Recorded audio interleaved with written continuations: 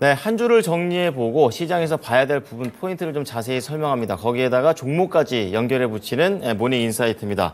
토마토 투자클럽 동방박사 최병원 전문가입니다. 정말 안녕하십니까? 네, 안녕하십니까? 네, 이제 한 주가 이제 끝나가고 있는데 이번 주는 주반으로 가서 좀 안 좋아진 것 같아요. 네. 증시 요약 어떻습니까? 지난 월요일부터 하락하기 시작했는데요. 네. 한마디는 중국 부동산 개발사 그러게요. 네.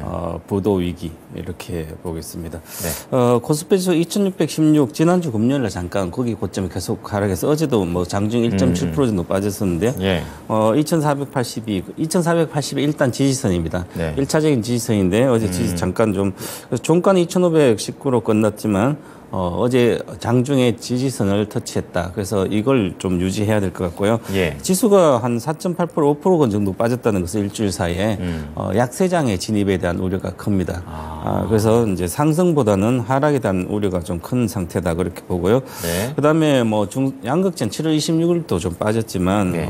일주일 사이에 계속 또 흘러내렸습니다. 네. 어제는 물론 반등을 했는데요. 네. 그래서 중소형 반도체도 또 시세가 거의 빠지는 것도 많이 빠졌고요. 또 어제 좀 반등했고, 그다음에 이제 중국 위기이기 때문에 중국이 관련된 종목이 뭐 대다수입니다. 그런데 네. 특히 IT가 중국 관련주가 많습니다. 또 IT도 중국 매출이 상당히 있으니까 반도체뿐만 아니라 타격이 있겠네요. 네, 그래서 IT하고 그다음에 화학도 계속 기대감, 리오프닝, 뭐 중국 수혜에 대한 기대감이 있었는데 네. 중국 경기 회복 거기에 대해서 추가 하락을 했었고요. 조선도 이제 잘 가던 조선도 이제 벌써 일주일새 하락이 본격화되고 있는 것 같습니다. 그래서 예. 전반적으로 상승은 뭐 섹터 보이는 게 없고 하락만 지금 보이고 있고요. 예. 코스닥 지수도 지난주 금요일 날 고점이 918에서 863 상당히 많이 그렇죠. 6% 내외 하락했었는데요. 이제 하락이 본격화죠. 올라가는 것보다는 내려갈 게 더 크지 않을까 보고 이번 주 일주일 시장 보면 이제 호재 나와도 반응 안 하고요. 악재만 더 크게 반영되는.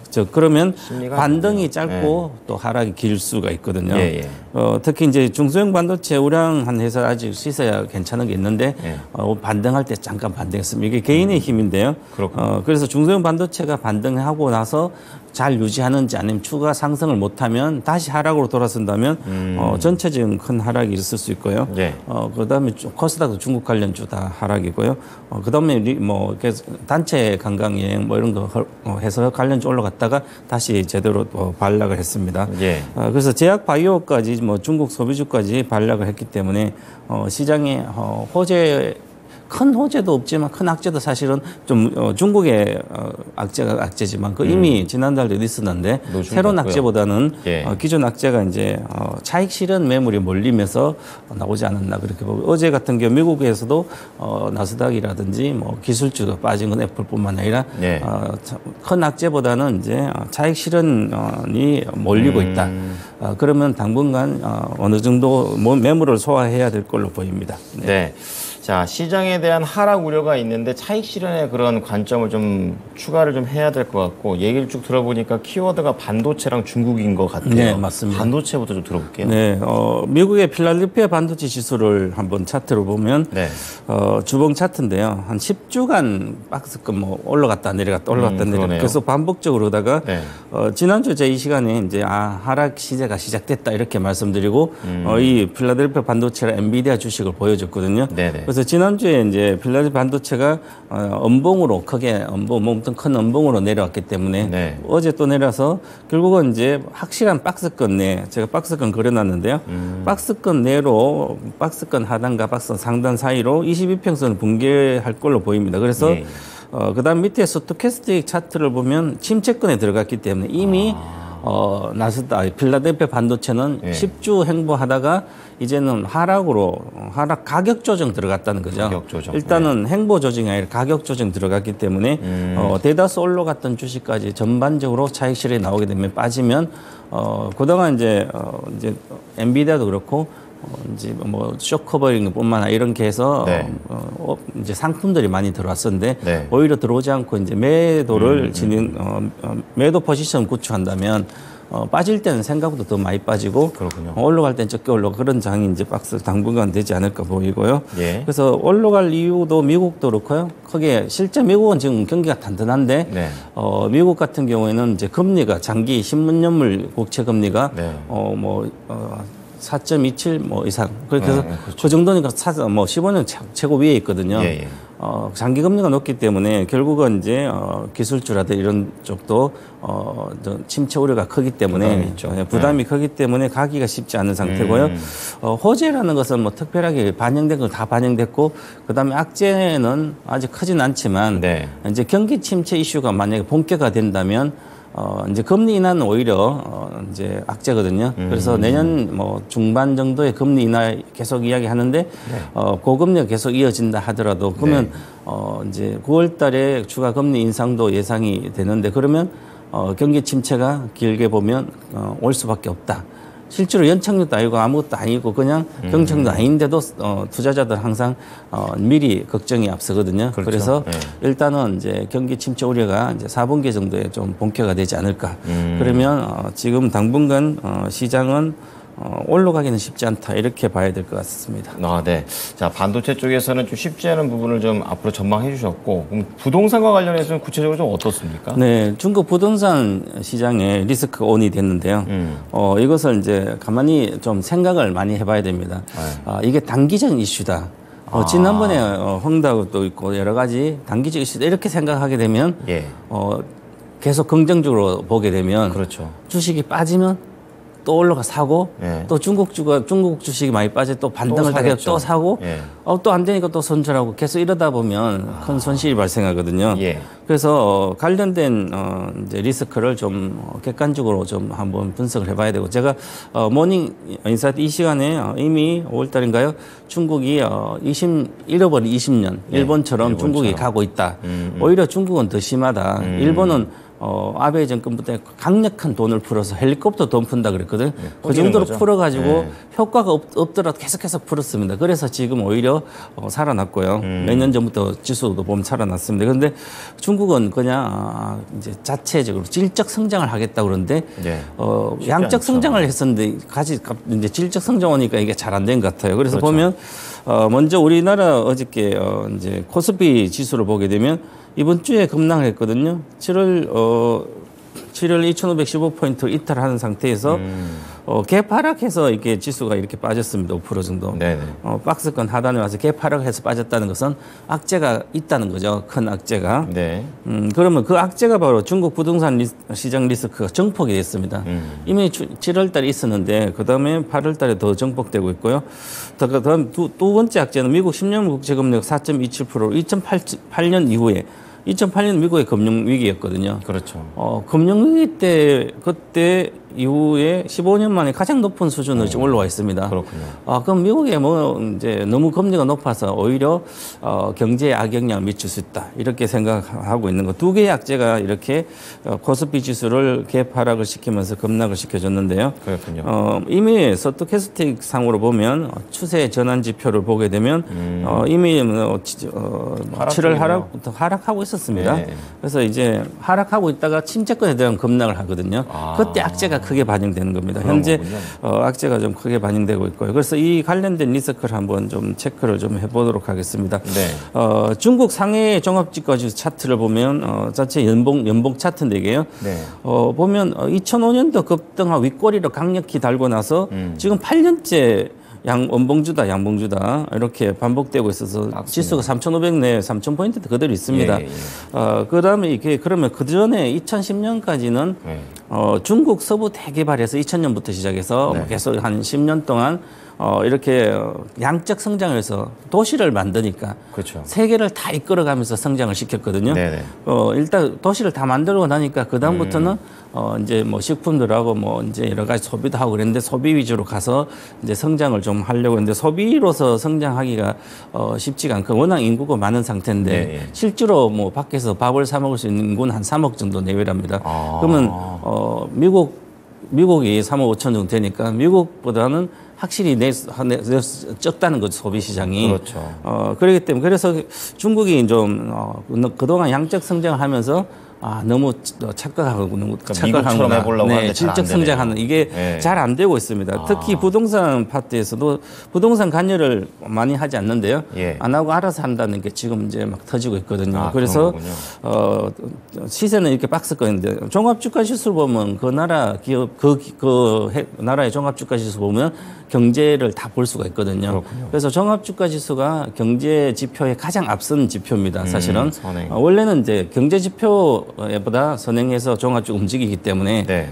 경제를 예측하고 그다음에 지수를 예측하는 게 정상적이거든요. 그런데 그 경제 예측이 잘 안 되잖아요. 이제 전문가도 안 되니까. 그러면 지수를 보면 미래의 경제가 보이거든요. 네. 그러면 이미 중국은 지수를 보니까 이미 한 10년 정도 이렇게 침체가 되고 있는 겁니다. 경기가. 5%대 성장하더라 실제로 그건 크진 않고요. 그렇죠. 결국은 이제 지수로 보면 못 가잖아요. 우리도 한 10몇 년 동안 행보하다가 잠깐 좋았다 내려왔거든요. 그래서 중국과 비슷하고요.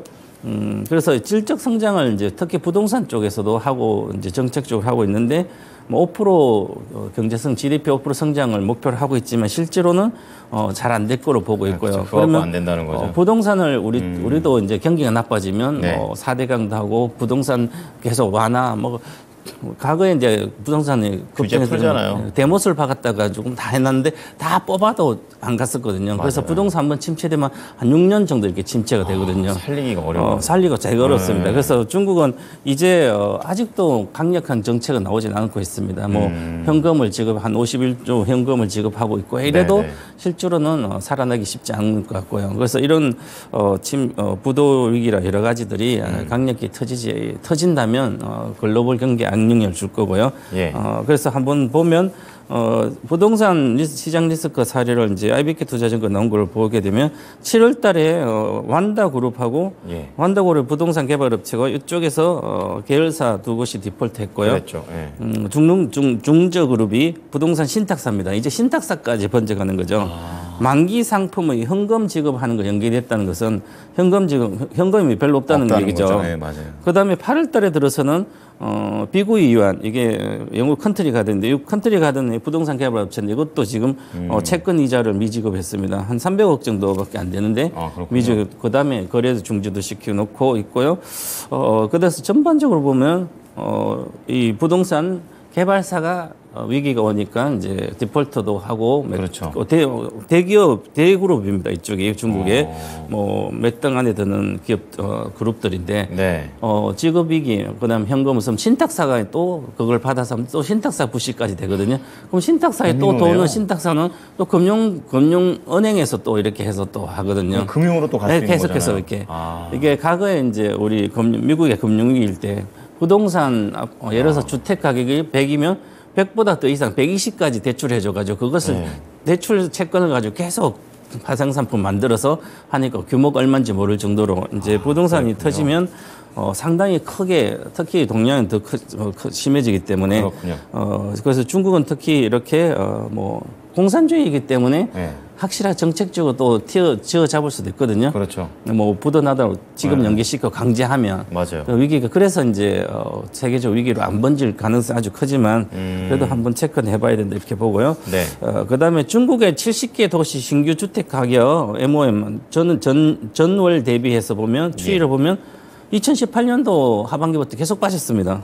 그러네요. 작년 상반기까지. 그러네요. 그다음에 작년 상반기 오에 하반기에 잠깐 올라갔다. 지금 다시 또 마이너스로 갔거든요. 네. 그런 것은 이제 계속 하락했다는 것은 가격이 빠진다는 거죠. 신규 그렇죠. 주택이. 이 70개 도시 신규 주택이라는 것은 새 아파트가 빠진다는 것은 그만큼 구 아파트는 당연히 안 좋은 거고요. 그렇죠. 새 아파트 자차도 계속 빠지면 부동산 경기가 정말 안 좋구나. 그러네요. 물론 부동산이 많이 올라갔었습니다. 네네. 서부 대결하면서 부동산 가격이 과거에 비해 엄청 올라가 있는 상태에서 쭉 빠져도 아직도 비싸다는 거죠. 그렇군요. 그래서 이제 올해 계속 마이너스로 전월 대비 가 있다는 건 정말 아무도 사실 예를 들어서 안 산다는 거예요. 아무리 싸도 사지 않는다는 거죠. 부동산은 임자가 있어야만 이제 팔린다고 그러거든요. 분양돼야 되잖아요. 뭐 예를 들어서 10억짜리가 5억이라도 반타작 돼서 싸다고 생각하면 다 살 것 같지만 네. 주식은 뭐 조금씩만 살 수 있어요. 부동산 멋지가 크기 때문에. 그렇죠. 맞아요. 그래서 이제 임자가 있어야 사는데 이게 그러면 마이너스니까 그냥 아무도 관심 없고 팔고 싶어도 못 팔고 사고 싶어도 안 되니까 이 해결 방법이 별로 없는 거죠. 네. 경제 살리지 않는 이상은. 그래서 침체가 장기화되고 있다 이렇게 봐야 되고요. 네. 15년도 중국 부동산 시즌시 한국 수출하고 추이를 보면 2015년도 중국이 안 좋았을 때. 중국이 안 좋아할 때 우리는 어떻게 했을까? 70개 신규 주택 가격 계속 하락했잖아요. 하락하니까 똑같네요. 10년까지 계속 하락하니까 우리나라 수출 증가율 계속 하락하다가 중국의 부동산이 이제 16년도 하반기부터 쭉 반전을 하기 시작했습니다. 가격이 마이너스 갔다 반전하고 우리나라 이제 수출 증가와 상 보면 후행적으로 이제 천천히 따라가고 있습니다. 그래서 전반적으로 한국 수출은 중국에 연동돼 있는데 후행적으로 중국이 아주 좋아야만 그 다음부터 우리 이제 수출도 좋아진다. 그럼 중국이 지금 계속 침체가 되고 있으니까 부동산이 우리 수출이 좋아질 거죠. 수가 없는 거죠. 그렇죠. 잠깐은 좋았지만 결국 추세적으로 보면 그렇다. 그래서 한국 수출 둔화도 중국 부동산 시장 침체하면 결국은 회복이 쉽지 않다. 그래서 긍정적으로 계속 좀 회복할 거다 하지만 계속 안 되고 있거든요. 이게 근본적으로 부동산뿐만 아니라 중국 경기가 침체되면 우리 수출은 기대하기 힘들다. 이렇게 봐야 될 것 같습니다. 그렇군요. 자, 전반적으로 좀 약해져가고 있는 한국 경제에 대한 전망도 같이 좀 듣고 있는 것 같아요. 한국의 대중 수출 비중으로 과거에는 항상 25% 이상이었습니다. 높았던 수출 거죠. 비중이. 네, 미국은 미국은 뭐 한 15% 뭐 이렇게 됐고요. 그럼 뭐 중국이 엄청 높은 거죠. 수출 비중이. 그건 중국한테 우리가 달려 있는 거예요. 그런데 15년도, 2021년도, 22년도 두 개를 비교한 이제 한국무역협회에서 나온 거 보니 산업통상부랑 보면 중국은 줄었습니다. 그러네요. 중국은 대중국 수출은 줄고 대신에 미국이 14.9, 16.1거든. 중국의 줄은 규모보다 조금 더 미국으로 가서 상쇄가 됐습니다. 그러네요. 그러면 결국 우리가 중국에 준 것에 확실하게 그것을 많이 하려면 미국에 많이 팔아야 되는 거죠. 그렇죠. 그래서 이제 미국 가는 기업들이 많은 거예요. 그러니까 특히 2차 전지도 반도체도 그죠. 미국으로 가고 있잖아요. 세계가 다 미국으로 가고 있으니까. 그러면 미국에 가서 확실하게 우리가 결과를 내야 되는 거죠. 그래서 투자를 미국에 많이 해주고 있고요. 그래서 이제 우리가 이제 투자자 입장으로서 가장 중요한 것은 투자 전략을 짤 때 중국이 많이 빠졌으니까 올라갈 거다. 우리나라 주식도 많이 빠져서 올라갈 거다. 기업도 실적이 나쁜데 좋아질 거다. 항상 뭐 이제 그렇게 생각한다면 실패할 확률이 높은 거죠. 그렇죠. 그럴 바에는 잘 나가는 미국을 보고 투자해야 된다. 그래서 미국 비중을 확대하는 건 항상 지금 중국이 아니라 미국만 보고 하자. 이렇게 말씀드리고요. 그렇군요. 그다음에 뭐 해외 IB들도 중국 경제 성장을 계속 낮추고 있습니다. 낮추고 있다는 것은 중국 때문에 우리뿐만 아니라 글로벌 미국까지 나중에 결국은 안 좋아지거든요. 그래서 그런 우려도 자꾸 높아지고 있다. 이렇게 말씀드리겠습니다. 네. 자, 부동산이 중국에서만 안 좋은 게 결국에 크게 번질 거다. 이런 가능성은 좀 낮지만 그래도 우리나라에도 그리고 전체 글로벌에도 영향을 미칠 수밖에 없는 그런 상황이 되겠습니다.